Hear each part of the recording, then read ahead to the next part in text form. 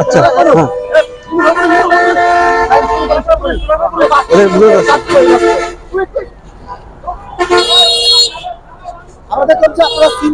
আচ্ছা, আপনারা জানেন যে বেশ কিছুদিন আগে চলন্ত বাসে ছিনতাই হয়েছিল। তো কয়েকটা ঘটনা এই একই জায়গায় অর্থাৎ ব্যাংক টাউনে, সাভারের ব্যাংক টাউনে ঘটেছিল। তো এটার প্রেক্ষিতে আমরা ঢাকা জেলা পুলিশ সুপার স্যারের দিক নির্দেশনায় আমরা পর্যাপ্ত পরিমাণে সাভার থানা থেকে ফোর্স দিয়ে আমরা প্রত্যেকটা বাস চেক করতে থাকি, বিশেষ করে লোকাল বাসগুলো।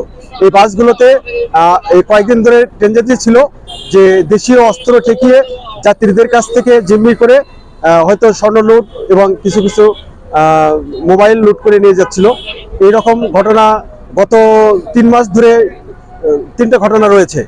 তো এটার প্রেক্ষিতে আমাদের যে চেকপোস্ট বসেছি, এই চেকপোস্টের প্রেক্ষিতে আজকে একটা চলন্ত বাস থেকে, বাসের নাম হলো মৌমিতা, সেই বাস থেকে আমরা 3 জনকে গ্রেপ্তার করতে সক্ষম হই, যাদের কাছে দেশীয় অস্ত্র রয়েছে, সুইচ চাকু রয়েছে, এবং যেটা দিয়ে আমরা যদি এই চেকটা না করতাম তাহলে আজকেও এরকম একটা ঘটনা তারা ঘটাতো।